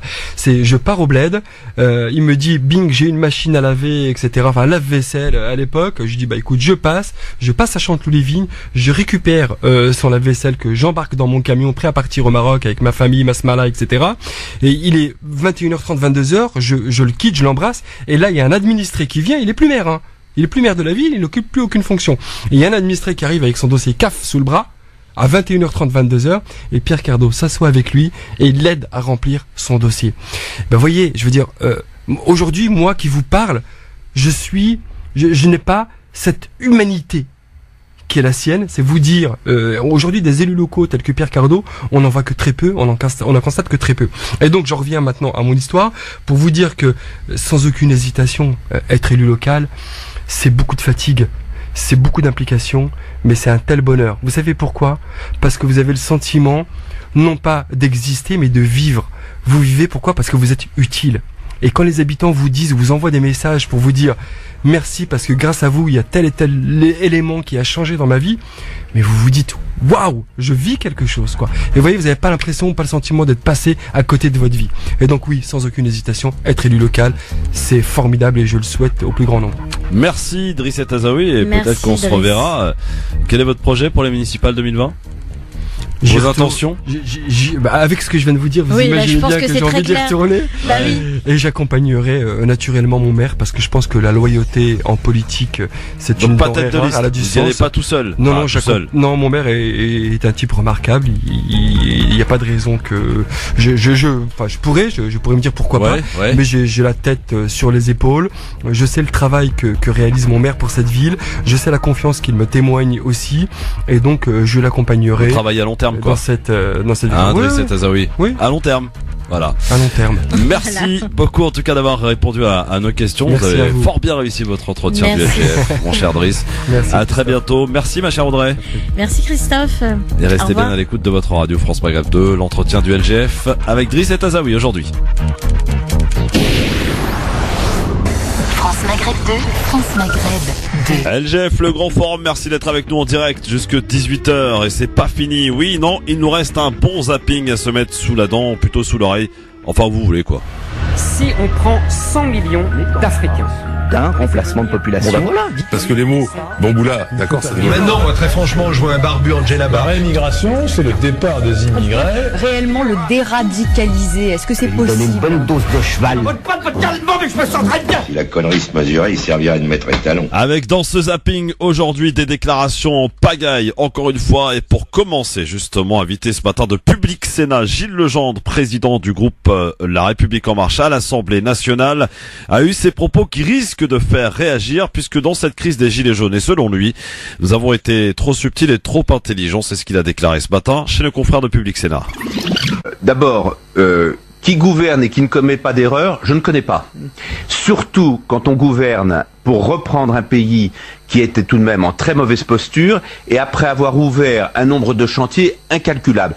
Souvent, on nous reproche d'avoir trop fait trop vite. Je n'accepte pas ce reproche. Et les plus emblématiques. En revanche, deux erreurs. Je pense que nous avons insuffisamment expliqué ce que nous faisons. Nous nous donnons beaucoup de mal. Grâce à vous, nous pouvons le faire, mais il faut le faire mieux, il faut le faire plus, il faut le faire en étant plus proche de ce que les Français attendent. Et puis, il y a une deuxième erreur qui a été faite, et alors dont nous portons tous la responsabilité, moi y compris, je ne me pose pas en censeur, c'est le fait d'avoir probablement été trop intelligent, trop subtil, trop technique dans les mesures de pouvoir d'achat. Nous avons saucissonné toutes les mesures favorables de pouvoir d'achat dans le temps, c'était justifié par la situation des finances publiques, mais manifestement ça n'a pas été compris. C'est la raison pour laquelle l'ensemble des mesures que nous prenons aujourd'hui visent à raccourcir le calendrier d'exécution et tout faire d'un coup. Il s'appelle Gilles Legendre, il est président du groupe La République en Marche à l'Assemblée nationale. Trop intelligent, trop subtil, incroyable. Oui, il l'a dit, ils l'ont fait. C'était samedi soir dans l'émission de Thierry Ardisson. Une gilet jaune s'indigne devant la députée Claire Aupetit des privilèges qui leur sont faits à ces députés. C'est pas démocratique. Vous êtes à part. Alors, Ok, vous venez d'en bas, vous avez travaillé aux Galeries Lafayette. Ok, mais combien? Alors, Je demande combien dans les hémicycles le sont? Combien? Alors, je peux vous dire que les personnes qui sont à côté de moi, j'ai une personne à côté de moi, elle est agricultrice. Pourquoi elles ne baissent pas leur salaire? Un minimum. Pourquoi ils ne baissent pas leurs avantages? On gagnerait des sous là-dessus. Pourquoi on ne le fait pas? Pourquoi on reste à un tel niveau et on laisse les autres, excusez-moi le terme, dans la merde? Sérieux? Oui. La première chose que les députés ont voté, la première chose que nous avons votée, parce que c'était demandé, c'était fait. Ah, ils ont des avantages, leur retraite. On est exactement, nous sommes les seuls, les députés, les sénateurs ne les ont pas fait. Nous sommes au même tarif que vous. Nous le sommes votés. Je crois en l'être humain, vous voyez que le néfaste. Vous ne me connaissez pas, ne me permettez pas de me juger. C'est la seule chose. Ne me jugez pas, vous ne me connaissez pas, ne me jugez pas. Moi, c'est le bisounours. Oui, non, parce de que là, dire vous êtes que le en train de faire français, ça votre se politique, parle et se machin. parle. Je vous comprends, j'ai fait ci, j'ai fait ça, j'ai fait ci, j'ai fait ça. Oui, madame. Aujourd'hui, il n'y a rien qui est fait. Sinon, on ne serait pas dans la rue si c'était fait. On ne serait pas tous là. Voilà, échange tendu donc sur le plateau d'Ardisson sur C8, c'était samedi soir. Un petit tour par nos confrères d'RTL maintenant qui nous rapportaient ce matin dans le journal de 7h30 des mots d'une petite fille à l'occasion d'une cérémonie d'hommage qui s'est déroulée hier à Strasbourg suite à l'attentat de mardi dernier. L'émotion à Strasbourg alors qu'on a appris hier le décès d'une 5e victime. Ce sont plus d'1 millier de personnes qui se sont rassemblées dans le centre-ville. Hommage 5 jours après l'attentat. Il y a bien sûr eu des discours officiels mais aussi cette petite voix. J'aimerais que les méchants deviennent gentils et que les gentils restent gentils. Vive l'amour, vive la liberté. Et les mots justes et simples de cette petite fille qui a longuement été applaudie par la foule au pied du gigantesque sapin de la place Kléber. À Strasbourg, bien entendu. Et pour finir, 3 lettres qui font réagir. Et pour finir ce zapping, le référendum d'initiative citoyenne. Qu'en pense Richard Ferrand, le président de l'Assemblée nationale, ainsi que François Bayrou et Jean-Luc Mélenchon? À condition, bien entendu, qu'on débatte de ce sujet et que l'on fixe un certain nombre de règles. Par exemple, le taux de participation. Si on devait faire ce type de référendum, s'assurer qu'il y ait des majorités claires et que l'expression populaire ne soit pas trahi par des minorités. Dans la Constitution, à l'article 11, il y a la possibilité que 10% des élus de la nation, députés, sénateurs, s'ils sont soutenus par 10% des électeurs inscrits, puissent faire inscrire un texte au référendum. Quand ils demandent un référendum d'initiative citoyenne, c'est exactement ce qu'il y a dans mon programme. Voilà pour ce zapping et pour ce premier jour de la semaine, lundi 17 décembre. Excellente soirée à vous et restez bien à l'écoute de votre radio. On se retrouve avec le plus grand plaisir dès demain 16h en compagnie de Nasser Lajili et de Hanan Zawani qui seront avec nous et avec vous, chers amis auditeurs. Avec toujours et encore, plus proche que jamais, les réseaux sociaux. Vous suivez le Grand Forum, Christophe le Grand Forum sur Facebook, le Grand Forum FM2 sur Twitter. Voilà, on vous poste un max d'infos. Restez bien fidèles à demain 16h si vous le voulez bien. Passez une excellente soirée. Il est pile exactement 18h. L'heure du rappel de l'actualité de ce lundi soir. C'est avec Marine Garel pour l'actualité. Bonsoir et à demain. Bonsoir à tous. Le syndicat de policiers Alliance appelle à bloquer tous les commissariats à partir de mercredi. Ce jeudi, l'Assemblée devrait adopter le budget 2019 pour les forces de sécurité. Ce budget subit une baisse de 62 millions d'euros sur l'investissement dans la police nationale, dénonce le syndicat sur Facebook. Moins de morts sur les routes de France, 267 personnes ont perdu la vie le mois dernier, soit une baisse de 1,8% par rapport à novembre 2017, chiffre donné ce matin par la sécurité routière. Un jeune manifestant de 26 ans qui a eu la main arrachée par une grenade le 8 décembre à Bordeaux a déposé plainte contre le ministre de l'Intérieur Christophe Castaner. L'homme porte plainte contre le ministre pour sa responsabilité dans la mise à disposition de cette arme aux forces de l'ordre. Cette plainte vise également monsieur le préfet de la Gironde sous le contrôle duquel ces opérations ont été organisées, a précisé son avocat. Demain, Emmanuel Macron organise une réunion à l'Elysée sur le grand débat qui doit durer 3 mois. Le chef de l'État recevra les ministres concernés par cette consultation citoyenne promise aux Gilets jaunes. Le procès en appel du tueur en série Francis Holm pour le meurtre de 2 enfants à Montigny-lès-Metz en 1986 a débuté à Versailles. L'homme a été condamné à la perpétuité en première instance. Pendant des années, il a profité de son emprise sur les jeunes championnes qu'il entraînait pour les violer. L'ancien directeur des équipes de France de roller artistique a été condamné samedi à 13 ans de prison, selon le parquet de Pontoise. Lors du procès, l'une des plaignantes a décrit un mode opératoire bien précis. Des massages qui donnent d'abord lieu à des bisous, puis la venue de coach dans la chambre d'hôtel lors des déplacements en vue de compétition. Sport football, tirage au sort difficile pour les clubs français en Ligue des Champions. En 8e de finale, le PSG affrontera Manchester United. Match aller en Angleterre au mois de février. Et pour l'Olympique lyonnais, ça sera encore plus dur. Les Lyonnais joueront contre le FC Barcelone de Lionel Messi. Et puis le Stade Rennais, seul club engagé en 16e de finale de la Ligue Europa, affrontera le Betis Séville. France Maghreb 2, service, info, musique, divertissement. France Maghreb 2. France Maghreb.